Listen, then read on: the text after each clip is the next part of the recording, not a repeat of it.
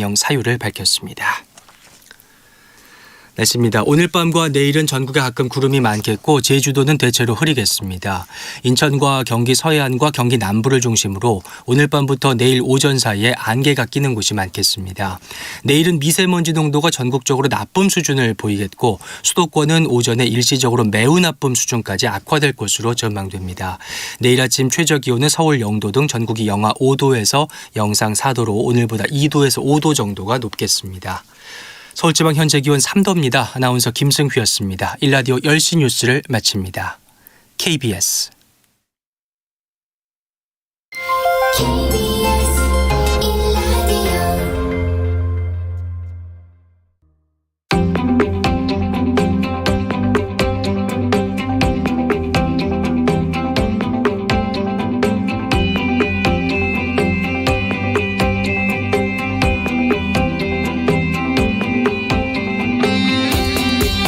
김성환의 시사야.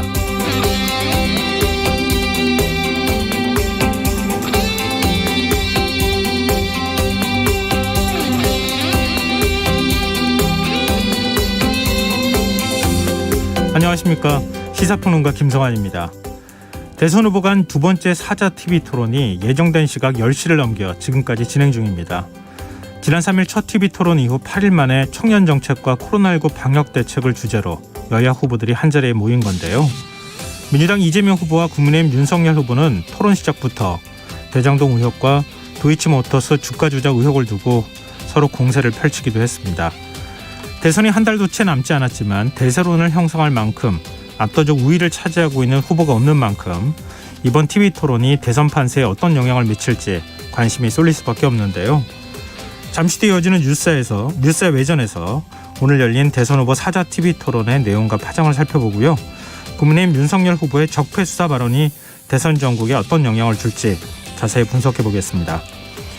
베이징 동계올림픽이 열기를 더해가고 있지만 온라인을 중심으로 한국과 중국 간 감정 대립이 격화하는 분위기입니다.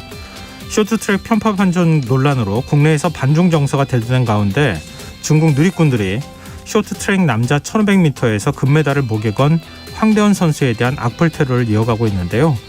이런 상황 어떻게 봐야 할까요? 더 깊이 있게 들여다보는 인터뷰 시간에서 현대 중국학회 회장인 원동욱 동아대 국제학부 교수와 관련 이야기 나눠보겠습니다. 김성환의 시사야는 청취자 여러분들의 관심과 참여 기다립니다. 방송 내용과 관련해 의견이 있으신 분들은 문자 보내주십시오.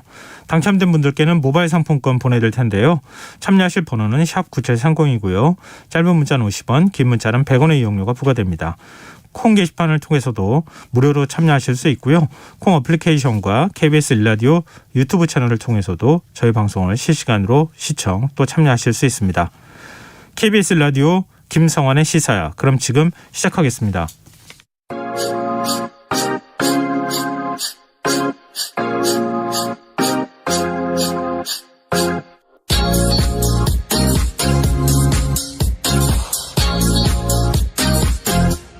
KBS 일라디오 김성환의 시사야.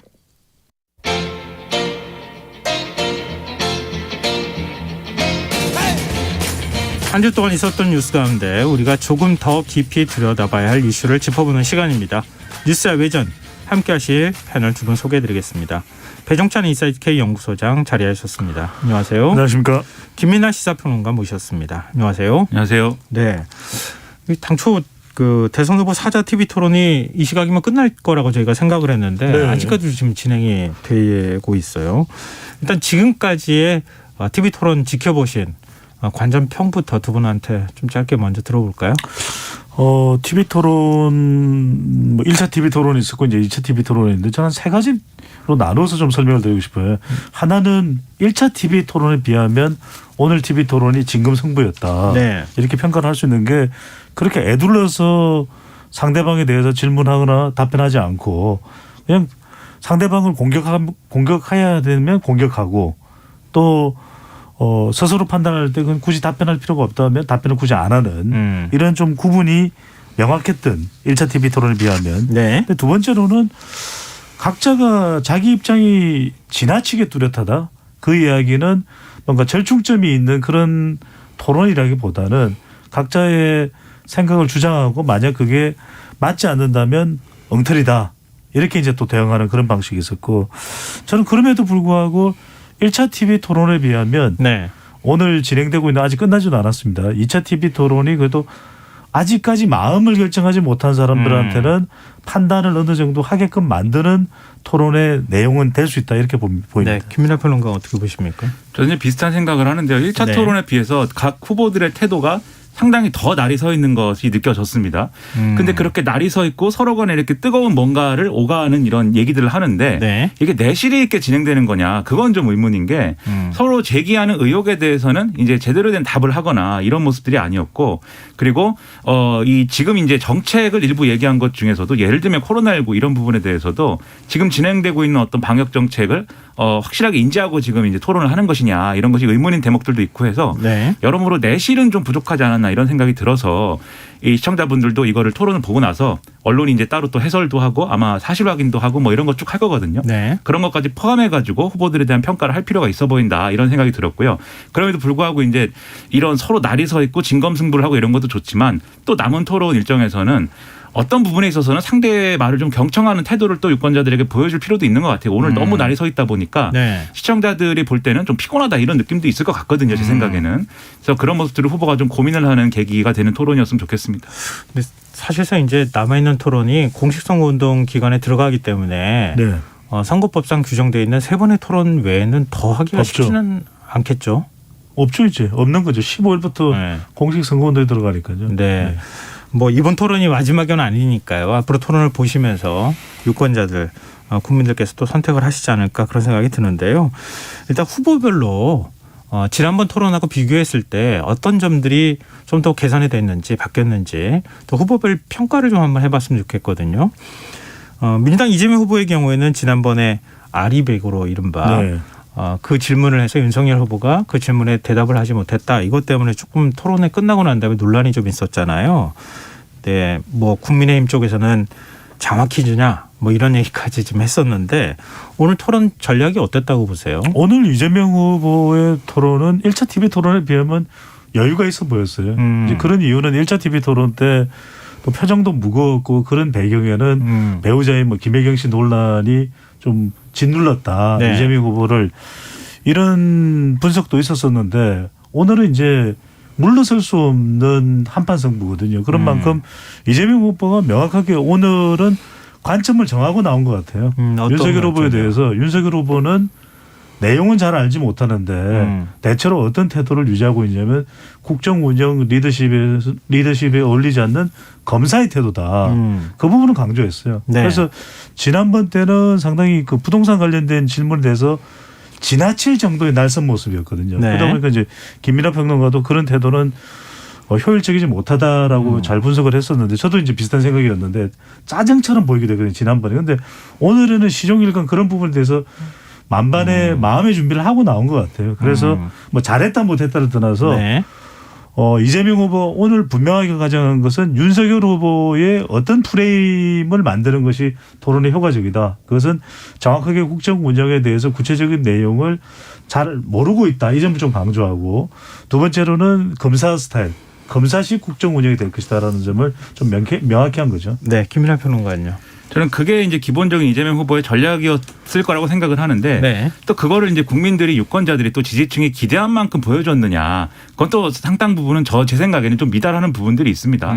그 예를 들면 오늘 이제 대장동 얘기 또 이제 윤석열 후보가 시작하자마자 이제 도이치모터스로 반격을 했는데 네. 이게 사실 바로 그렇게 시작하자마자 당신이 네거티브로 나오면 나도 네거티브 한다는 방식으로 이제 할 거였느냐. 그런 것들은 좀 의문인 부분도 있고 어차피 뒤에 가서는 그 얘기를 할 기회가 이제 여러모로 있었을 것인데 이런 태도가 이 윤석열 후보가 계속 이제 일방적으로 주장하는 대장동 얘기 꺼내니까 뭐 토론을 피하더라 또는 뭐 오늘 추가로 또 몇 개 얘기했죠. 백현동 문제라든지 무슨 뭐 이런 문제들 성남 FC 문제도 이제 거론하고 이랬는데 이런 것들을 또 이런 의혹을 이 윤석열 후보가 제기할 때 이재명 후보가 이거의 사실관계를 하나하나 또 확인하고 설명하고 그러기에는 시간도 없고 기회도 이제 굉장히 적어요. 그러다 네. 보니까 이 제대로 된 설명을 다 했느냐 이런 거에 대해서는 명확한 인상을 남기지 못했을 수 있는데 아무튼 그럼에도 불구하고 그런 네거티브라든가 검증에 관한 것들은 나름대로의 전략을 세워서 최소화하는 이 리스크를 최소화하더라도 정책에 있어서는 정책은 정말 이제 이재명 후보가 완벽하게 어떤 프로답게 얘기하는구나 이런 게 좀 보였어야 되는데 이게 어느 정도는 뭐 그래도 보였다고 말할 수 있겠지만 충분하지 않았던 것 같다. 그 점은 좀 아쉽습니다. 네. 자, 그러면은 이제 사실 토론이라는 게 내용을 다 분석해가지고 그게 맞다 틀리다 이걸 구분하기는 쉽지 어렵죠. 않잖아요. 짧은 시간 안에 또 설명하기도 하고. 그래서 후보들의 태도가 굉장히 중요한데 이재명 후보의 태도는 지난번보다는 조금 더 뭐랄까 좀 자제하는 듯한 모습을 보였다 이렇게 배영찬 소장께서 평가를 해주셨는데 또 반대로 윤석열 후보는 지난번에 좀 초기에는 긴장하는 듯한 모습을 보였었는데 네. 오늘은 굉장히 좀 자신감 있는 모습을 좀 보였던 것 같아요. 근데 그런 면에서 윤석열 후보의 평가를 좀 해주시죠. 일단 윤석열 후보의 경우에 이제 토론에 익숙해진 모습이죠. 네. 토론에 대해서 어떻게 대응하겠다는 것도 분명하게 정하고 토론을 하고 있구나라는 것을 알 수가 있었고요. 특히 이제 구체적인 내용보다는 공격 대상을 분명히 했죠. 이재명 후보고 부동산 이슈를 집중적으로 제기하겠다. 그래서 대장동 관련된 내용도 청렴 공정성 이야기할 때도 나왔었고 또 하나 이번에는 이제 대장동 이야기는 뭐 대장동 이야기 좀 뭐 했으니까 백현동으로 넘어가죠. 이게 이제 백현동 쪽으로 넘어가는. 그러니까 토론의 중요한 것은 윤석열 후보 지지층들은 토론 본다고 해서 마음이 바뀌지는 않겠죠. 그런데 네. 이제 결국엔 이번 대선에서 이재명 후보의 약한 고리는 부동산이다. 그 점을 이제 치밀하게 파고 들어간 것에 대해서는 우리가 뭐 토론은 공격 대상이 있는 것이니까 네. 1차 TV 토론에 대해서 좀 명확한 공격 대상을 정하고 있다는 것은 이제 평가를 해주면 하는데 중요한 것은 외교 안보 분야에서 좀 더 내용을 좀 더 명확하게 알고 나오면 좋지 않을까. 왜냐하면 가장 지금 윤석열 후보가 강점으로 꼽을 수 있는 것은 안보 이슈거든요. 그런데 네. 오늘은 이재명 후보가 안보 관련 이슈를 단단히 벼르고 나온 것 같아요. 그렇다면 종전선언과 관련됐든 또는 스냅백과 관련됐든 이런 부분들을 잘하긴 했는데 네. 그래도 이재명 후보보다 좀 더 확실히 더 위에 있는 모습을 보이는 것이 필요했던 것으로 생각이 듭니다. 네. 김민하 평론가님. 그 외교안보 부분에 있어서는 사실 이제 뭐랄까요. 처음 이제 국가 정책이나 뭐 정치에 대해서 처음 이제 겪는 사람들이 이 접촉하는 사람들이 가장 공부하기가 쉬운 분야 또 외교 안보입니다. 사실. 왜냐하면은 이게 고도의 어떤 균형 감각과 전문성이 필요한 분야이기도 하지만 어떤 개념과 틀에 대해서 얘기할 때는 또 이게 단순한 개념들이 있거든요. 근데 지금 디테일에 대해서는 이제 윤석열 후보가 이재명 후보의 어떤 여러 가지 얘기를 가지고 당신이 이런 얘기들은 뭐 잘못됐다라고 지적을 했지만 디테일한 부분에서 그 개념이 맞는 거냐는 제가 의문인 부분들이 몇 가지가 있었어요. 그래가지고 그런 부분들에 대해서 이제 그래서 언론의 사실 확인이나 이런 것들을 같이 고려해가지고 우리가 평가를 해야 된다 이 생각이 들었고요. 네. 그리고 윤석열 후보가 이제 구체적인 어떤 정책에 대해서 자신의 정책을 이렇게 유창하게 설명하고 그런 것보다는 확실히 말씀하신 대로 이재명 후보가 갖고 있는 여러 가지 의혹을 극대화해가지고 예를 들면은 청년 정책 얘기하라고 했는데 대장동 개발 이 얘기 꺼내면서 거기서 일어난 일들을 중심으로 뭐 공정했냐 이렇게 얘기를 하는 그런 방식이었던 거지 않습니까? 그래서 이제 공격할 대상과 범위를 명확히 하고 나왔다라고 전략적으로 평가해 줄 수 있겠지만 그게 성실한 토론의 태도인 것이냐 그거에 대해서는 상당한 의문이고 계속 이런 태도로 가면은 지금은 어쨌든 윤석열 후보가 다소 토론에 좀 이렇게 좀 아마추어 아닐까라는 인식들이 있어서 뭐 보니까 잘하네 이렇게 이제 하는 어떤 긍정적인 효과가 여기서 발생할 수 있겠지만 남은 법정 토론에서도 계속 이런 전략으로 가면 제가 볼 때는 어느 순간에 한계가 올 것이고 그러면 이제 윤석열 후보로서는 상당히 어려운 지경에 이를 수가 있다. 그래서 전략을 이제는 가다듬고 바꿔야 될 필요가 있다고 생각을 합니다. 네. 방금 전에 TV 토론이 이제 끝났는데요. 지금 뭐 TV에서도 연이어 이제 이 TV 토론을 중계하고 난 다음에 평가하는 작업을 또 하고 있기도 한데 나머지 이제 국민의당 안철수 후보, 네. 정의당 심상주 후보에 대한 평가도 좀 듣고 싶은데요. 정의당 심상주 후보는 지난번에도 그렇고 이번에도 굉장히 날카로운 모습을 좀 보였던 거 아닌가 그런 생각이 드는데요. 또 그건 또 정반대의 또 해석이 또 가능한 면모도 그렇죠. 있을 것 같고 안철수 후보는 네. 방역 문제에 있어서 굉장히 좀 자신감 있게 질문들을 했던 점들이 보이기도 했었는데 그렇죠. 두 후보는 어떻게 평가하세요? TV 토론 때도 심상정 후보와 안철수 후보에 대해서는 저는 좋은 점수를 줬습니다. 이제 그런 이유는 당장 뭐 지지율과 연결되지는 않는다 하더라도 안철수 후보는 이전의 대선, 그러니까 2017년 대선하고 비교를 해보면은 TV 토론을 할 때도 좀 더 안정감이 있고, 그러니까 결과적으로는 안철수 후보가 상당히 준비를 많이 하고 노력하고 있고, 잘 기억하고 있고 구체적인 부분에 대해서 논리성까지 갖추고 있다. 이런 부분 평가를 해줄 만하죠. 특히 네. 오늘도 윤석열 후보와 이재명 후보 모두 겨냥해서 예산 부분을 파고드는 모습을 보면은 그런 부분에 대해서는 치밀하게 준비가 돼 있고 학습이 돼 있어요. 근데 여전히 안철수 후보는 정보는 많이 알고 있는데 과연 국가 지도자가 뭐 공부를 많이 해서 고시를 패스하는 유형이 국가 지도자 유형은 아니거든요. 네. 그런 모든 제반 분야를 아우를 수 있는 총괄적인 리더십의 모습을 좀 더 안정감 있게 보이는데 좀 줄여갈 필요가 있지 않을까. 그리고 심상정 후보는 저는 개인적으로 참 높게 평가합니다. 네. 너무 토론 잘하고 걸크러시고 신분리분리 현상인데 그러니까 이게 토론을 어떨 때 너무 잘하다 보면은 네. 정말 모든 후보들을 다 거의 발굴 단계까지 가서 분석을 하거든요. 이러다 보면은 다른 후보들의 정책이나 판단이 다 못마땅스러울 거예요. 네. 그게 좀 얼굴에 드러나요. 아니 그거 아니잖아요. 아니 내가 뭐 어떻게 했어요. 이런 정도의 표현은 이제는 조금 심상정 후보가 다른 차원의 토론을 할 필요는 있을 것 같아요. 이제 지지율하고 연결 안 되더라도 토론 잘하는 건 대한민국 사람들 다 알거든요. 토론 말고 심상정이 뭐가 있냐. 이걸 보일 필요가 있겠죠. 네. 김민하 평론가요. 심상정 후보가 몰아붙이는 거는 잘합니다. 국회 가서도 그렇고 어디 가서도 그렇고 상대를 몰아붙이고 호통치고 이렇게 막 하는 건 잘하는데 네. 그게 토론에서 긍정적인 뭐 이런 모양으로 평가로만 이어질 것이냐. 보일 수도 있어요. 어떤 면에서 토론은 뭐 그렇게 날카롭게 하고 잘하는구나. 근데 그 토론을 보고 그러면 정의당 그리고 심상정 후보를 찍을 마음이 들 것이냐. 그것도 별개의 문제거든요. 그렇죠. 지금 심상정 후보가 네. 보여줘야 되는 거는 물론 이렇게 인상을 잘 남겨가지고 이런 어떤 인지도 그리고 존재감 이런 걸 드러내는 것도 필요하지만 이거를 왜 그러면 진보 정치가 지금 이 상황에서 왜 우리나라에 필요한 거냐. 우리 정치에 이런 진보 정치 왜 필요한 거냐. 이걸 설득을 해야 되거든요.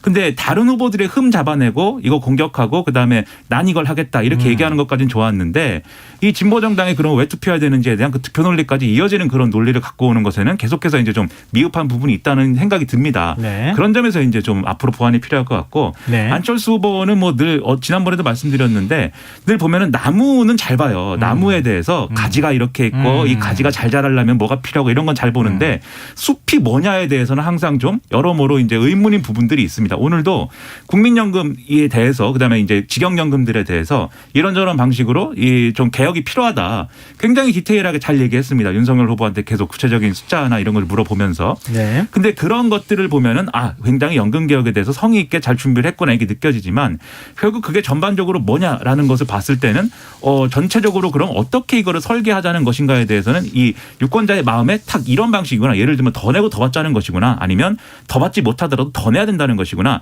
이런 게 일목요연하게 와닿지는 않았던 그런 한계가 있었던 것 같고 방역 정책에 대해서는 안철수 후보가 지향해야 될 태도가 내 말을 안 들어서 지금 이 상황이 됐다고 이런 방식의 화법은 제가 볼 때는 지양해야 됩니다. 이게 오죽하면은 약간 어느 방송에서 이런 평가도 나왔어요. 안동설이 있다 이런 얘기 나왔는데 그러니까 본인을 중심으로 세계가 돌고 있다 뭐 이런 평가를 들을 정도로 좀 희화화된 부분들이 있거든요. 이런 태도가. 그래서 이런 거 말고 이제 이 사실관계를 중심으로 해서 앞으로는 토론에 임할 필요가 있겠다 이런 생각이고요. 그리고 네. 이제 포지션이 안철수 후보가 지금 확실히 나는 보수적인 색채가 굉장히 이번에는 보수적인 색채를 보여주겠다는 거에 굉장히 방점이 찍혀 있는 것 같아요. 그래서 포퓰리즘을 비판하고 그다음에 뭐 강성노조, 기종노조, 그다음에 노동이사제 이런 것들을 반대하는 거를 명확히 이제 전선을 치고 있거든요. 그런 걸 볼 때 확실히 여전히 어떤 보수 정치에 가까운 어떤 그런 포지션으로 토론에 임하고 있구나. 이 전략이 명확히 드러났다는 점에서 자기가 하고 싶은 얘기를 명확히 하는 거에 있어서는 성공했지만 그것도 역시 안철수 후보도 득표 논리까지 가져가는 데 있어서는 조금 더 노력이 필요하다 이런 생각이 들었습니다. 네. 이제 후보별 그 토론회에 대해서 태도라든가 아니면은 어떤 발언들을 했는지 내용적인 평가도 두 분이 해주셨는데 드디어 오늘 토론의 승자는 누구였다고 보시는지 이 질문을 안 드릴 수가 없게 됐어요. 근데 참 이게 개인적인 관점의 차이가 있을 수 있는 부분이기 때문에 이게 맞다 저희가 이렇게 말씀드리는 건 아니니까 오해하지 않으셨으면 좋겠고요. 일단 후보별 득실의 평가를 좀 두 분이 해주십시오. 저는 뭐 전체 후보자보다는 1차 TV 토론과 비교했을 때는 이재명 후보가 효과를 봤을 것 같다는 생각이 들어요. 네. 그 이야기는 1차 TV 토론 때는 이재명 후보가 무슨 이유인지는 저도 모르죠. 굉장히 무거워 보였고 그리고 별로 답변 내용이 잘 각인되지 않았어요. 네. 근데 오늘은 또 어떤 마음가짐을 했는지는 모르겠는데 좀 여유가 있고 그리고 완급 조절이 되는 거예요. 네. 그러니까 결과적으로는 뭐 토론은 제각각 평가를 하는 겁니다. 네. 그러니까 이미 표심을 결정하고 국민의힘 지지층에서는 윤 후보일 거고 또 더불어민주당에서는 이재명 후보일 텐데 중요한 건 이제 표심을 결정하지 않은 사람들이 볼 때는 어떤 걸 보냐면 네. 그래도 좀 개혁성이 있고 또 안정감도 있고 5년간의 국정 운영이라는 것이 뭐 대선 후보 혼자서 하는 건 아니잖아요. 그다음에 또 이제 리더십이 중요한 거죠. 뭔가 조직이 되고 좀 돌출적인 그런 국가 현안에 대해서도 잘 대응할 수 있는 임기응변 이상의 능력이 있을 것인가. 특히 이제 외교안보 분야에서 평화를 이야기할 때 평화가 왜 필요한지에 대한 근거를 좀 더 분명하게 이야기하는 모습들은 1차 때는 뭐 긴장을 했을까 좀 준비가 많이 안 되죠. 1차 TV 토론과 비교해 보면 1차 TV 토론에 대해서는 관련된 여러 가지 평가나 분석을 보면 윤석열 후보가 대체적으로 뭐 괜찮았다는 평가가 있다면 저는 2차 TV 토론은 1차 TV 토론 대비해서 이재명 후보가 그래도 효과적인 토론을 한 걸로 보입니다. 네. 지금 이제 상대적으로 1차 토론은 조금 당황스러워하는 모습도 보이고 이렇게 했는데 이번엔 조금 여유가 있었다. 그리고 안정감을 주는데 주력했던 것 같다. 이렇게 평가를 해주셨는데요. 김민하 평론가는 어떻게 보세요? 일단 이런 4명이 하는 토론의 경우에는 구조적으로 소수정당 후보들이 그래도 자기가 몸이 가볍기 때문에 토론을 잘 하는 것으로 보일 수밖에 없습니다. 그런 점에서 이제 안철수 심상정 후보가 토론을 잘했다고 평가할 수밖에 없다. 저는 이렇게 생각을 하고요. 네. 두 후보, 이 양당의 후보, 거대 정당의 후보들의 경우에는 이제 토론하는 데 있어서 좀 이게 상당히 또 책임이 있기 때문에 몸이 무거운 거예요. 그래서 좀 더 정확해야 되고 좀 더 디테일해야 되고 좀 더 넓은 범위의 얘기들을 해야 되는데 그런 것들이 이제 정책 토론의 방식으로 잘 이루어져야겠죠. 오늘 이제 형식적으로는 정책 토론의 방식으로 많이 대화를 나눈 것처럼 보이지만 실질적으로 그 내용을 하나하나 만약에 따져본다고 하면은 상당히 부족한 점들이 많이 있었거든요. 그래서 이 부분에 있어서는 이게 뭐 정책 토론을 하는 이제 방식에 있어서 지금까지 이 선거 캠페인이 이 어떤 의혹 중심 그리고 서로 이제 좀 이 우리가 뭐 단순하게 네거티브다 이렇게 말하지만 어쨌든 신상과 관련된 것들, 네거티브와 관련된 것들을 중심으로 해오다 보니까 후보들끼리도 정책과 관련된 어떤 디테일을 높이는 부분에 있어서는 실패하고 있는 것 같아요. 이게 계속 해야 이 정책과 관련된 부분, 디테일한 것들을 경쟁을 서로 해야 또 이게 디테일이 늘어나고 또 이 어떤 전문성이 고도화되는 것인데 네. 그러지 못하는 방향이 두 후보 모두에게서 지금 나타나고 있어가지고 다음번 토론할 때까지는 이 사실관계가 맞는 거, 그다음에 정책의 디테일이 좀 살아 있는 거, 그리고 현실적으로 지금 추진하고 있는 정책들하고 맞닿아 있는 그런 주제들을 가지고 좀 디테일한 토론을 하는데 힘을 이거라고 기울여서 이야기를 했는데 그래서 그래도 누가 조금이라도 더 나았다는 거예요. 둘 중에요, 두 사람 중에. 네.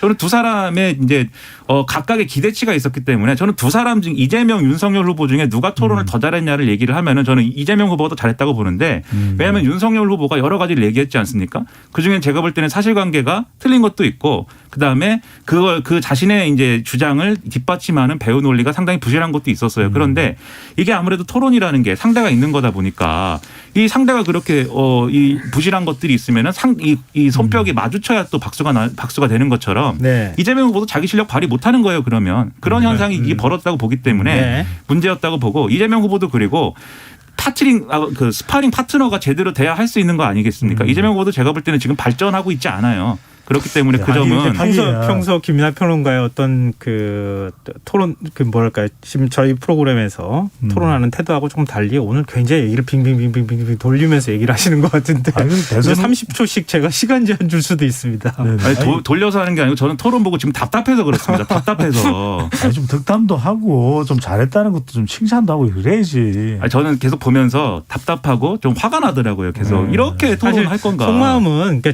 제가 전해져 오는 걸로 따진다면 점수를 어느 쪽도 더 후하게 주고 싶지 않다 이런 얘기를 좀 들려가지고 더 잘할 수 있는 후보들이 잘하지 못하는 상황인 게 답답하다는 겁니다. 네, 알겠습니다.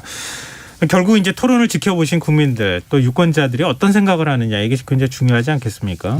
네. 지난번 1차 토론회 때는 그동안에 토론이 없었기 때문에 굉장히 기대감도 컸고 또 시청률도 합계 시청률로 따지면 39%가 넘게 나오기도 했잖아요. 네. 그리고 오늘 이제 2차 토론을 하게 되는 건데 아마 그때 평가 기준이 또 생겼기 때문에 오늘 토론을 보고 또 마음을 결정하시는 분들이 그럼요. 있을 것 같거든요. 그럼요. 근데 뭐 모든 여론조사를 저희가 다 소개해드릴 수는 없지만 어찌됐든 이제 박빙 상황이라고 하는 게 대체적인 평가인 것 같아요. 오늘 토론이 어느 정도 영향을 미칠 거라고 표심이 움직이는데 미칠 거라고 보시는지 두 분 평가 좀 듣고 싶습니다. 글쎄 이제 저는 적어도 지지율에 적게는 3-4% 많게는 5-6%포인트 영향을 미칠 걸로 보입니다. 이게 TV 토론이 네, 적지 않은 비율인 것이 13일, 14일 후보자 등록을 앞두고 오늘 TV 토론이 중요했던 것이 진검승부를 그래도 저는 뭐 TV 토론이 완벽할 수는 없으니까요. 그리고 네. 제 아무리 대선 후보라도 저렇게 나가면 우리 김민하 평론가처럼 토론 잘하기 쉽지가 않아요. 제가 아는 한 우리 김민하 평론가가 최고인데 아닙니다. 그런 기대치로 대선 후보들이 잘할 거라고 생각을 할 수는 없는데 저 불만 그래도 얘기하는 거나 잘하는 거죠. 그래도 뭐 그 정도 하면은 아니 뭐 기라성 같은 분들이잖아요. 네. 심상정 후보도 그렇고 저는 그래도 오늘 뭘 보냐면은 다른 것보다는 내용도 보고 태도도 보는데 누가 보느냐가 중요한 거예요. 아직도 마음을 결정하지 못하고 있는 30대, 40대, 50대 가정주부층 또 MZ세대 일부 그리고 중도층 일부는 마음을 오늘 보고서 어느 정도 정할 거라고 봅니다. 네. 그렇다면 그 사람들이 오늘 보고 정할 것이다. 그렇죠. 오늘 네. TV 토론을 보고서도 네. 모든 사람들이 다 정하는 건 아니지만 그들이 표심의 변화를 가져오기 때문에 다음 주에 실시된 주 초반에 실시되는 조사가 기선제압용으로 굉장히 중요한 의미를 담고 있잖아요. 공식 선거운동에 그렇죠. 들어가기 때문에 그래서 예. 저는 그런 의미에서 오늘 TV 토론은 상당히 중요했다고 봅니다. 네, 김민하 평론가. 저는 일단 TV 토론의 중요성에는 동의를 하는데 이거 보고서는 뭐 크게 이제 마음이 이제 흔들렸을까 그런 점들이 이제 좀 의문입니다. 왜냐하면 저 같은 경우는 여전히 결정을 못할 것 같아요. 제가 이제 부동층이다라고 하면 사실은 부동층에 지금 가까운 상태인데 확신을 주지는 못한 토론이었다. 그렇습니다. 예. 이게 그럴 수밖에 없는 게 사실은 어느 정도 다들 이제 마음의 상태가 있는데 지금까지 네. 결정 못한 사람들은 결정 못한 이유가 있는 거예요. 그러면 이 토론에서 어느 후보가 무릎을 탁 칠 정도의 어떤 모습을 보여줬거나 아니면 어느 후보가 완전히 이것은 정말 용납하기 어렵다라는 어떤 실점 요소를 보여줬거나 이런 게 있어야지 마음이 흔들릴 텐데 이번에도 이제 그런 건 아니었거든요. 1차 토론도 뭐 그 정도는 아니었고 그런 점에서 앞으로 토론을 거듭해 가지고 하는 상황까지 보고 좀 이 마음을 결정하는 그런 이 비율이 계속 남아있지 않을까 이 생각이 좀 들었습니다. 네. 저는 이 말씀을 짧게만 덧붙이고 싶은 게 그런 한 방은 없을 것 같아요. 그러니까 이번 대선은 그러니까 많이 됐네. 정말 예측이 어려운 게 아주 빼어난 것도 없고 또 아주 못마땅한 것도 없고 참 이러지도 못하고 저러지도 못하는 맙소사 대선이잖아요. 그래서 저는 이번 대선은 맙소사입니다. 네. 누룽지 대선이기 때문에 TV 토론 보고서도 조금 바뀌고 또 공식 선거운동 들어가면서 또 좀 바뀌고 야금야금 대선이죠. 맙소사 야금야금. 네. 우리 과거 TV 토론 이전의 대선들 쭉 몇 차례 있었던 대선 TV 토론을 좀 떠올려 보면 과거에 네. 실수가 큰 영향을 미쳤지. 잘했다 그래가지고 그럼요. 점수를 후하게 받는 경우는 사실 그렇게 많지는 않았던 것 같아요. 제가 보면. 그러니까 이게 토론회 때 후보에 대한 이미지가 기존 이미지에 좀 더 강화되느냐 아니냐 뭐 이런 부분들이 있을 것 같고 실수를 하면 또 그게 굉장히 큰 영향을 네. 미치곤 했었는데 그 이전 대선에서 저는 개인적입니다. 저는 노무현 전 대통령이 참 토론 잘하시는 분이었다. 그런 이유는 아는 지식도 많지만 그걸 진정성을 담아서 전달하거든요. 네. 그러니까 상대방의 어떤 이야기든 간에 인정할 건 또 인정을 하더라고요. 그래서 저는 참 그 토론 수준이 높았다는데 노무현 전 대통령도 토론 수준에 도달하기가 쉽지 않죠. 김민하 평론가는 몰라도. 아닙니다. 저는 이제 불만 얘기하고 뭐 이렇게 하는 거나 잘하는 것이지 제가 무슨 토론을 하겠습니까? 근데 노무현 전 대통령도 그런 게 상대의 얘기를 그래서 듣는 게 중요한 거예요. 듣고 정말 당신 얘기는 그 점에서는 맞는데 라고 한 다음에 자기 얘기를 한다든지 이런 것들이 필요한데 오늘 후보들이 한 토론은 사실 가상으로 머릿속에 시뮬레이션 할 수 있는 그런 얘기들이었습니다. 사실 이렇게 얘기하면 저렇게 얘기할 것이고 이 주제 얘기하면 이렇게 얘기할 것이다. 네네. 그 수준에 머물렀다는 게 아쉽다고 제가 말씀드리는 겁니다. 네, 알겠습니다. 지금 뭐 토론해 보시고 유권자분들이 지금 어떻게 할까 여러 가지 이제 마음을 어느 쪽에 줘야 할까 계속 고민하는 시간들이 앞으로 계속 되지 않을까 싶네요. 앞으로도 토론회가 3차례 정도는 기본적으로 남아있는 상황이기도 하니까요. 네, 알겠습니다. 오늘 일단은 토론회 얘기는 여기서 좀 저희가 마무리하도록 하죠. 지금 여러분께서는 KBS 라디오 김성환의 시사회를 듣고 계십니다. 뉴스의 외전 김민하 시사평론가 배종찬 인사이트 K 연구소장 두 분 패널과 함께하고 있습니다. 이제 좀 화제를 바꿔보죠. 이번 주에 국민의힘 윤석열 후보 이른바 적폐수사 취지의 발언 이게 좀 후폭풍이 굉장히 거세고요. 사실 문재인 대통령이 직접 여기에 대해서 분노를 표한다 이런 표현까지 사용하면서 사과를 요구했거든요. 이런 상황 두 분 어떻게 평가하고 지켜보고 계시는지 말씀을 좀 듣고 싶습니다. 저는 몇 가지 단계로 나눠서 윤석열 후보의 일단 목적이죠. 왜 이런 이야기를 했을까? 저는 4글자로 보수결집으로 봅니다. 윤석열 후보가 그럼 의도된 발언을 한 것이었다 이렇게 보시는 거예요? 전혀 이것을 아무런 생각 없이 이야기를 하지는 않았겠죠. 대선 후보가 어떤 이야기를 한다는 것은 그만큼 전략적인 의미가 담겨 있는 것일 테니까. 네. 그래서 그런 이야기를 한 것은 보수 진영 내에서의 그런 목소리가 있겠죠. 그런 목소리를 담아서 표현을 한 것이 윤석열 후보의 발언이었을 테고 또 그 발언을 하게 된 목적을 따진다면은 박근혜 전 대통령을 생각하면 아직 박근혜 전 대통령의 아주 강성 보수 지지는 아직 윤석열 후보 쪽으로 오지 않았다는 분석도 있거든요. 네. 그렇다면 문 대통령하고 각을 세우면서 추가적으로 강성 보수를 결집할 수 있는 그런 효과를 의도했는지는 모르겠어요. 근데 지금 말씀하셨던 취지는 예. 박근혜 전 대통령을 구속시킨 당사자다. 그렇죠. 그래서 그렇기 이제 때문에 아직 마음을 네. 못 줬던 것이다. 네. 예. 그런 어떤 의미가 담겨 있을 수도 있는 것이고 두 번째로는 저는 정체성 부정이죠. 문 대통령으로서는 도저히 이 선거 개입이라고 공세를 당할 수도 있고 하지만 결국 이것에 대해서 말도 안 된다. 경로하고 그리고 윤석열 후보에게 사과를 요구한 것은 결국 친문 결집입니다. 저는 윤석열 후보는 보수 결집을 노렸는지 모르겠지만 네. 결과적으로는 대통령이 발언하면서 나타날 수 있는 결과는 친문 결집이 될 수밖에 없는 거죠. 왜? 대통령이 그동안에도 어떤 사안에 대해서 별다른 발언과 대응을 하지 않았거든요. 네. 그럼에도 불구하고 이것 자체는 대통령도 주저할 수 없었던 이유는 바로 검찰개혁은 문재인 대통령의 상징이죠. 그러니까 검찰개혁 대통령이라고 해도 과언은 아닐 거예요. 왜? 네. 북한은 2018년은 좋았지만 지금은 또 북한과의 관계가 2018년하고는 정반대입니다. 그렇다면 그래도 공수처를 설치하고 검경수사권을 조정하고 이런 일련의 개혁은 문재인 대통령이 생각하는 최고의 이 개혁이었을 거예요. 그런데 네. 그것 자체를 전 서울중앙지검장이자 전 검찰총장이 부정할 때 그거는 받아들일 수가 없죠. 그런데 여기서 마지막으로 말씀드리고 싶은 건 이재명 후보가 타격을 받고 있었거든요. 왜? 배우자 논란. 그런데 그러니까 그거는 네. 그 이후에 어떤 아니, 효과를 그러니까 이어질지는 짧게 따로 저희가 좀 말씀드릴게요. 여쭤볼게요. 왜냐하면 근데 여기서 이 사항이 중요한 게 국면 전환이 되는 거죠. 네네. 네. 그래서 저는 이 사안이 가져오는 자체가 지지율에도 상당한 영향을 준다고 봅니다. 근데 전체적으로 뭐 다 말씀을 해주셨기 때문에 지금 뭐 따로 막 이렇게 끊어서 얘기가 참 애매한 상황이긴 한데요. 이른바 이제 문 대통령 입장에서 해석을 하자면 먼저 이렇게 말을 건넨 것도 아닌데 윤석열 후보가 적폐로 규정하고 당선 후에 수사하겠다고 하는 취지의 발언을 했을 때 현직 대통령이 그럼 아무 말도 하지 않고 있어야 되는가? 근데 이런 게 하나가 있는 것 같아요. 윤석열 후보 입장에서는 원론적인 발언이었다 이렇게 또 얘기는 하고 있지만 김민하 평론가는 어떻게 보십니까? 원론적인 발언이었다라고 윤석열 후보가 얘기를 하지만 네. 그 인터뷰 전문을 보면은 민주당 정권이 검찰을 이용해 가지고 범죄를 저질렀기 때문에 네. 거기에 대한 응분의 책임을 져야 된다 이렇게 얘기를 하고 있습니다. 네. 근데 이 주장을 윤석열 후보가 아니고 다른 사람이 이제 그 보수 정당의 후보여 가지고 정치적으로 주장을 했다라고 할 때는 제가 볼 때 문재인 대통령이 직접 이렇게 언급을 했을까는 좀 의문이에요. 청와대가 뭐 얘기를 할 수는 있겠지만 네. 대통령이 직접 적어와가지고 참모회의에서 얘기를 했다는 거잖아요.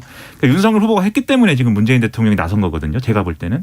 왜냐하면 다른 후보가 이제 다른 정치인이 원래 정치권에 있던 사람들이 이 정권을 공격하기 위해서 여러 가지 정치 논리를 들어서 하는 얘기다라고 하면은 이 국민들도 그런 차원의 얘기를 이제 이해할 텐데 지금 윤석열 후보의 특수한 지위라는 게 있지 않습니까? 검사 출신이고 검찰총장 출신이고 이 정권에서 실제로 수사를 하면서 거의 이 정권의 상당 부분을 그러한 수사의 책임자로 있었던 이제 인사인 거죠. 그러한 인사가 확정적으로 얘기를 하는 거잖아요. 네. 민주당 정권이 검찰을 활용해 가지고 범죄에 책임이 있는 상황이다라고 이렇게 확정적으로 얘기를 하는 거면 당연히 거기에 대해서는 국민들이 뭔가 구체적인 어떤 내용이 있는 거구나라고 생각할 수밖에 없어요. 그래서 그 점에 대해서 이제 얘기를 하고 있다라고 볼 수가 있겠고 그리고 문재인 대통령 입장에서는 사실 윤석열 후보한테 미안한 것도 있을 테지만 네.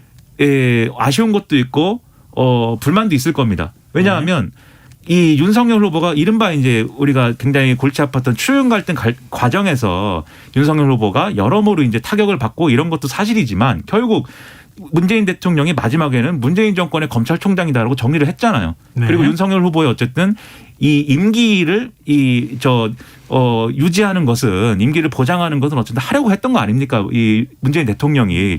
근데 결과적으로 보면은 그렇게 했음에도 불구하고 검찰총장을 그만두고 보수정당에 이제 후보로 나선 거잖아요. 네. 그리고 여기에 더해서 윤석열 후보가 마냥 이제 억울하다라고만 얘기할 수는 없는 것이 지금 사법부에서도 윤석열 후보 이 검찰총장 시절에 징계 청구가 되고 징계가 된 거에 대해서 이 정당하다고 판결을 하고 있는 그런 상황이지 않습니까?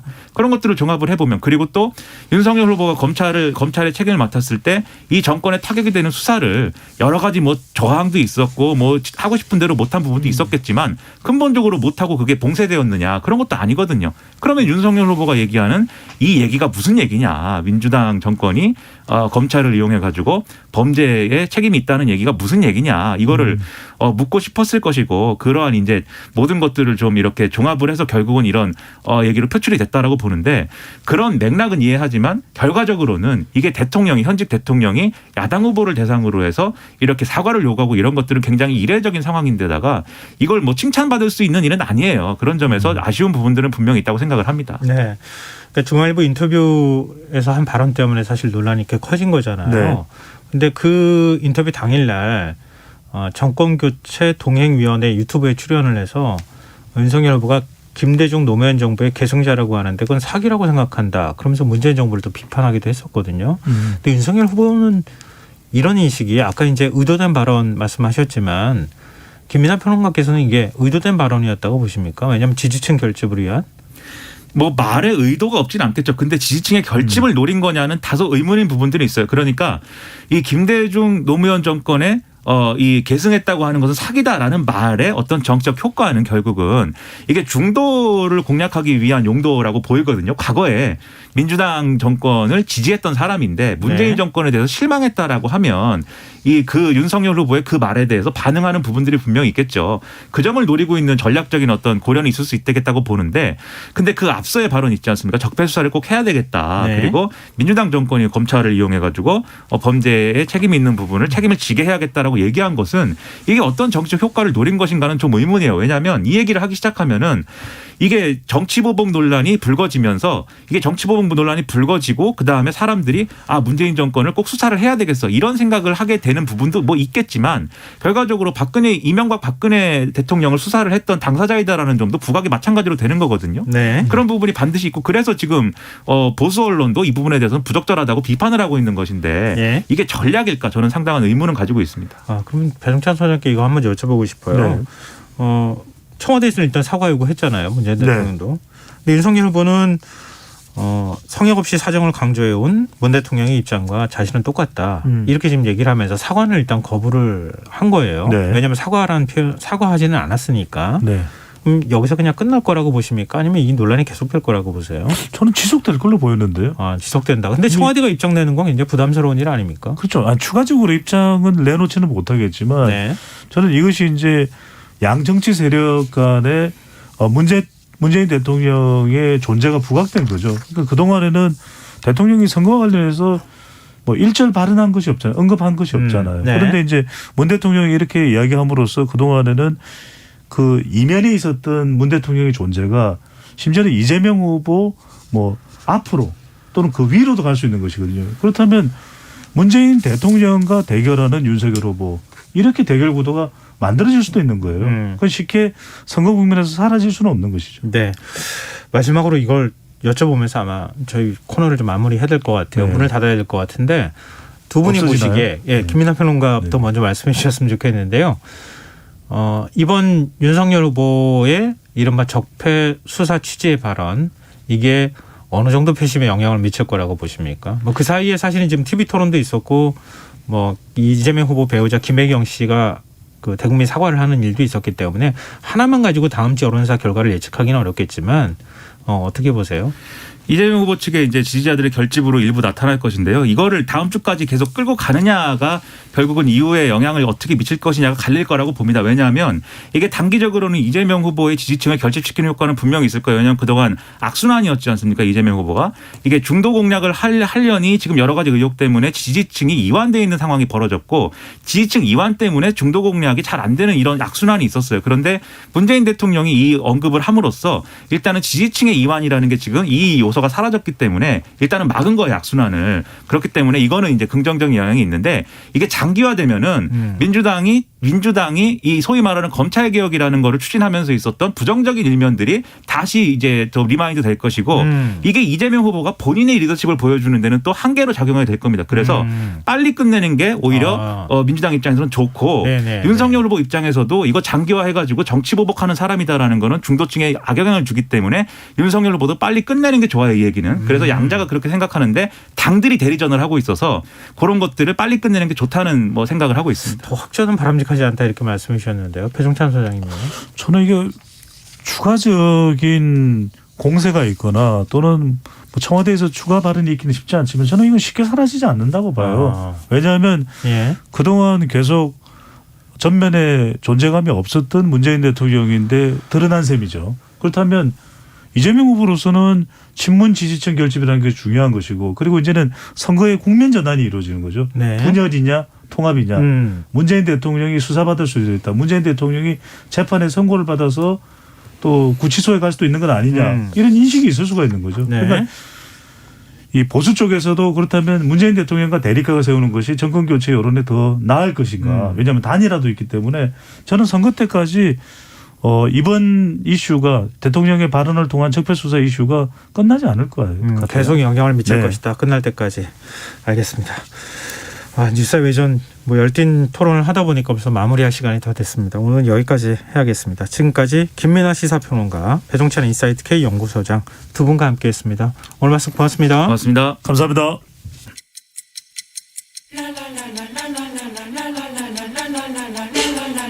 바쁜 당신을 위해 준비된 밤 시사야. 시사평론가 김성환과 함께합니다.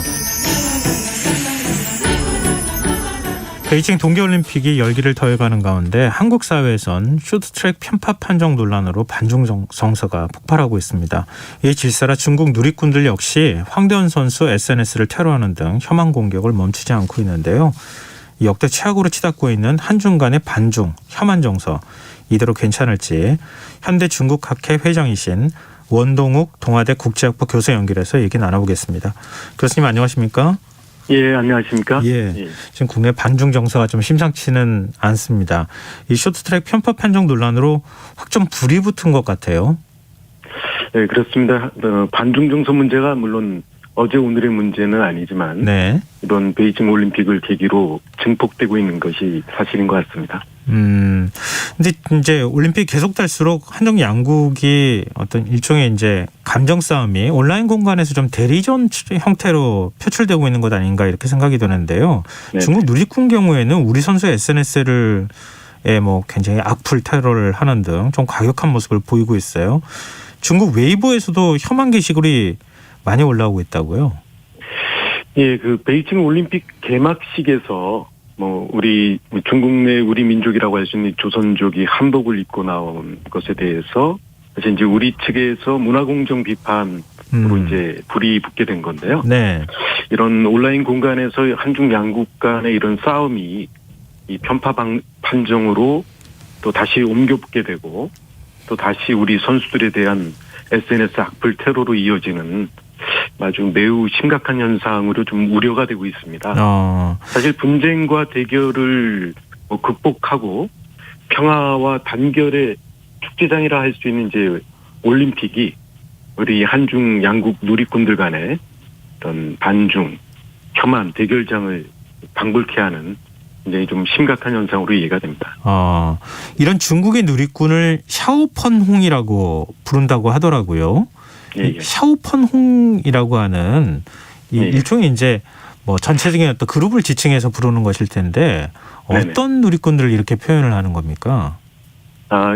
이 샤오펀홍이 원래 작은 분홍이라고 하는 소분홍의 중국어 발음인데요. 좀 과도한 애국주의 정서를 보이고 있는 중국의 이제 청년 집단을 가리키고 있습니다. 근데 샤오펀홍이 생긴 원인은 뭐예요? 언제부터 생겨나기 시작했어요? 원래 이 샤오펀홍은 이 중국의 그 한 문학 사이트에서 비롯된 건데요. 이 웹사이트가 이제 분홍색을 배경으로 하고 있고 또 청년 여성들이 이 비율이 높아서 이루어진 그 별칭이었는데 이게 이제 중국이 G2로 급부상했던 2008년 전후에서 이 웹사이트 이제 성격이 바뀌게 됩니다. 또 그 해외 유학생들, 이민자들을 대상으로 해서 이 청년 그룹들이 중국의 이제 높아진 그 위상에 걸맞지 않게 국제사회에서 제대로 대우를 받고 있지 못하다라고 하는 것에 대한 이제 불만을 갖고 이들 그룹이 형성되었다고 생각이 드는데요. 네. 특히 이제 시진핑 집권 이후에 소위 중국의 꿈을 역설하면서 중국 내 이제 애국주의 사상 고치라고 하는 그런 환경 속에서 그런 영향을 받아서 좀 생겨난 일종의 좀 과격한 애국주의 청년 세대라고 얘기할 수 있을 것 같습니다. 중국 국가주의 전위 역할 같은 뭐 그런 거 하고 있는 거 아닌가 싶은데요. 근데 우리나라에서도 그렇지만 일부 세대나 일부 계층에서 이렇게 반발하는 거를 전체 국민들의 의견이라고 보기 어려울 수도 있잖아요. 그런데 그렇죠. 샤오퍼농은 어떻게 우리가 이해하면 좋습니까? 그 중국의 이제 대표적인 검색 사이트인 바이두라는 게 있는데요. 네. 거기서 이제 샤오퍼농에 대해서 보면은 뭐 혈기와 열정을 갖고 있긴 하지만 좀 충동적이고 좀 극단적이기 쉽다. 그리고 어떤 사상의 어떤 포용성이 없고 적대 세력이나 서방에 대한 좀 강한 경계심 혹은 공격성을 드러낸다고 이미 지적을 하고 있습니다. 그러니까 우리 사회의 일배 문화와 네. 좀 유사하게 중국 내에서도 이것이 양날의 칼이 될 수 있다라고 하는 그런 심각한 사안으로 뭐 인식을 하고 있다고 생각이 듭니다. 근데 지난 9일 부산에서 중국인 유학생이 폭행당하는 사건이 있었지 않습니까? 네네. 이게 올림픽 탓에 한국인이 중국인을 때렸다. 뭐 중국에서 SNS에서는 이렇게 지금 소문이 퍼지고 있다고 하던데 네네. 이것도 좀 영향을 미쳤을까요? 좀 혐한 분위기가 조성이 되는데. 사실 뭐 제가 이제 있는 동아대가 이제 부산에 있고요. 예. 뭐 부산에도 많은 중국인 유학생들이 생활하고 있는데 이번 폭행 사건이 뭐 올림픽과 꼭 연관돼 있다는 증거는 뭐 아직까지는 없는 것으로 합니다. 다만 이 올림픽을 계기로 이 한중 청년 세대 간의 갈등이 증폭되다 보니까 사실관계 확인 없이 이런 소식이 중국 SNS상에서 노출이 되고 네. 뭐 아시다시피 SNS상의 특성상 이성적인 판단보다는 이 감정의 증폭이 좀 용이한 그런 것이 아닐까 싶습니다. 네, 뭐 올림픽 경기를 좀 특히 이제 쇼트트랙 경기를 지켜본 뭐 우리 국민들 입장에서는 굉장히 화가 나기도 하고 그렇죠. 그러셨을 것 네네. 같은데요. 중국은 또 전혀 다른 방식으로 이걸 이해하고 있는 것 같더라고요. 네네. 근데 올림픽이 시작된 이후에 이제 그런 것들이 영향을 미쳤는지 온라인에서는 지금 한중 누리꾼들 간의 뭐 다툼이라고 해야 될까요? 뭐 서로 간에 대립하는 모습들이 많이 보여진다고 하더라고요. 네네. 지금 중국 퇴치 문구란 제목하에 중국어로 번역된 천안문 관련 문장도 공유되고 있고 동태망이라는 사이트 주소도 지금 공유를 하고 있던데요. 이런 현상 어떻게 좀 해석을 하면 좋을까요? 뭐 앞에 말씀드렸듯이 뭐 온라인 상에서 한중 청년 누리꾼들의 싸움이라는 것이 사실 뭐 그 팩트에 기초한 뭐 이성적인 논쟁의 방식이 될 수가 없고 네. 이 감정적 분노의 이제 배설로 이어지고 있는 점에 우리가 좀 주목할 필요가 있을 것 같습니다. 즉 서로 간 혐오가 이런 온라인상에서 증폭되는 것이 이미 과거에도 여러 차례 존재해 왔던 현상 아니겠습니까? 네네. 뭐 이효리 가수의 뭐 방송 출연 과정에서 이 마오를 칭했다가 이렇게 봉변을 보기도 했었고, 뭐 BTS의 한국 전쟁 발언도 이제 중국 누리꾼들 즉 샤오퍼농 공격을 받은 바가 있지 않겠습니까? 네. 그 이후에 뭐 김치, 한복 등 뭐 한국 네티즌들의 감정을 건드리면서 이 촉발되었던 이 논쟁이나 충돌 역시 사실 사실관계에 천착해서 진행되었던 것이 아니라 일부 극렬 누리꾼들의 선동으로 인해서 오히려 상호 간의 혐오가 증폭되는 그런 기제로 작동되어 왔다고 할 수 있을 것 같습니다. 네, 그래서인가요? 젊은 층에서는 반일보다 반중 정서가 더 강하다. 이런 분석도 뭐 제기되고 있던데요. 교수님 네. 보시기에는 어떠세요? 실제 작년 11월에 저희 현대중공학회 국제추계학주에서 이 관련된 논문이 발표가 좀 됐었는데요. 네. 이 중국에 대한 이 한국 청년들의 호감도가 일본에 대한 호감도가 2.83점, 5점 만점이었는데 네. 이것보다 훨씬 낮은 2.14점으로 나타났었고 이제 이런 비호감 이유도 이 교양이 없다, 또 독재와 인권 탄압 뭐 이런 요소들이 좀 나옵니다. 보자면은 결국 사드 사태 이후에 중국의 보복 행위 그리고 홍콩 민주화 운동에 대한 뭐 탄압과 같은 인권 문제 그리고 물론 이제 뭐 팬데믹이나 뭐 김치 한복을 놓고 벌어진 이런 누리꾼 행위들이 특히 청년 세대들의 이런 한국 청년 세대들의 반중 정서가 오히려 반일 정서보다도 훨씬 크게 나타난 것이 아닐까 싶습니다. 인권, 공정 이런 화두에 굉장히 예민하게 반응하고 있다. 그렇죠. 예, 맞습니다. 그러니까 뭐 하나의 사건으로 뭐 심판이 편법 판정을 했다 이런 차원의 문제로 접근할 것은 아니다 이렇게 지금 말씀을 네. 해주셨는데요. 근데 지금 반중 혐한 정서가 퍼지고 있는 이런 상황에서 언론이나 정치권은 오히려 그걸 또 감정을 부추기는 것 아니냐 이런 한편의 지적들도 있거든요. 교수님 보시기에 네. 어떠세요? 사실 이제 우리 언론이나 정치권이 보여주는 모습이 저희 중국을 연구하는 연구자로서 이제 매우 실망적인데 네. 특히 이제 대선 국면에서 이런 반중 정서를 증폭시켜서 저희 뭐 반중 대 친중 구도 이런 걸 만들려고 하는 일부 정치 세력이 매우 좀 자제를 해야 될 것이 아닌가. 왜냐하면 올해가 이제 한중 수교 30주년이거든요. 네네.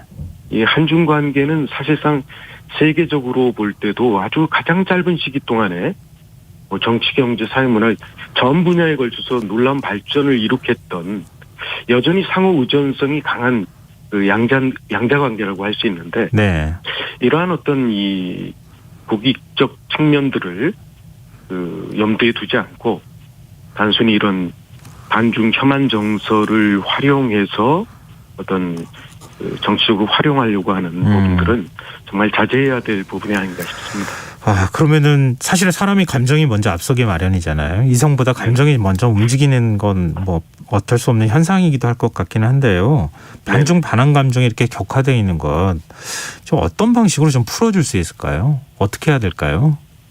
뭐 저희 학자들이 요즘에 이제 그와 관련된 많은 그 논의들을 좀 하고 있고요. 네. 특히 이 올해가 한중 수교 30주년이라고 하는 그런 계기를 통해서 지금 한중 미래 협력을 위한 뭐 국가 차원의 그리고 전문가 차원의 많은 논의들이 있는 거로 알고 있습니다. 네. 특히 뭐 지금 이러한 반중 혐한 형상의 증폭이라고 하는 부분들이 굉장히 우려되는 그런 현실이기는 하지만 네. 앞으로 이 한중 양국 간에는 이제 포스트 팬데믹 시대에 있어서 이 많은 그 신협력 분야들이 존재하고 있고요. 네. 특히 그 이전에 무엇보다도 민간 차원, 이 한중 미래를 이끌어 나갈 청년 세대 간의 이런 상호 혐오나 배타성 극복을 위한 좀 다층적인 협력을 좀 강화해야 되지 않을까라고 생각하고 있습니다. 네, 알겠습니다. 아무래도 정부가 좀 움직이고 민간이 같이 좀 거기에 더해서 움직여주면서 서로 간에 이 뭐 적대하는 대상이 아니라 협력의 대상으로 인식될 수 있도록 노력이 좀 필요하다. 이 말씀을 좀 정치권도 그렇고 언론도 귀담아 들어야 될 것 같습니다. 네, 오늘 말씀 여기서 마무리하겠습니다. 오늘 말씀 고맙습니다. 예, 감사합니다. 네, 지금까지 원동욱 동아대 국제학부 교수였습니다. KBS 라디오 김성환의 시사 1부 순서는 여기서 마무리하겠습니다. 전 11시 온가요? 2부에 다시 오겠습니다.